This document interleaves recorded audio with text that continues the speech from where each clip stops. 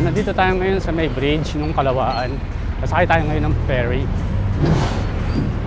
From Pasig Palengke, about 10 minutes walk lang naman.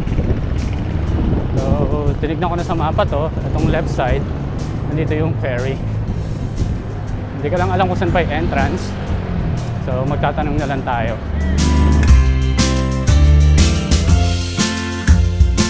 Oh, ayan yung Kalawaan. So, wala pang ferry. I guess antayin natin.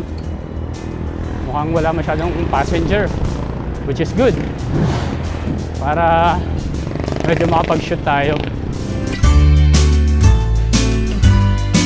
Ayun, may babaan pala rito sa kaliwa.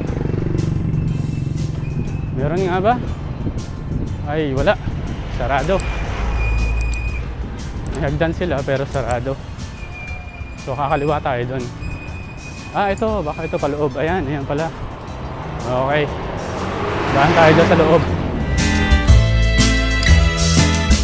First time ko sasakay itong Pasig Ferry.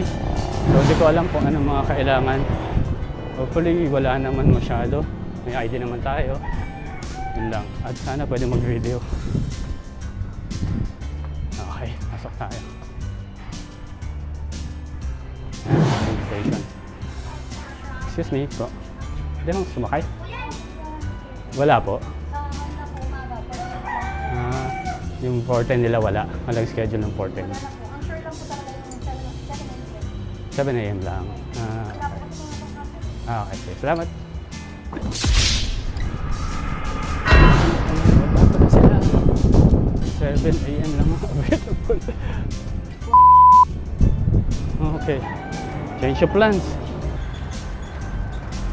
So, ito na yung likod ng munisipyo. Post office. So, gaya nga na sinabi ko, kung gusto nyo pumunta sa dulo, ito muna ang unang yung destination. Kung kabilang dulo naman, punta kayo ng Intramuros. So, ito yung dalawang way na pwede kayong umakyat dito. At sarado rito.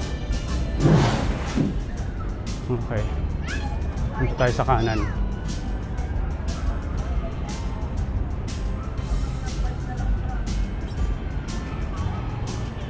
Sarado yata ang Esplanade din. For maintenance yata lahat. Ayap. Sarado. So, hindi ka makakapasok.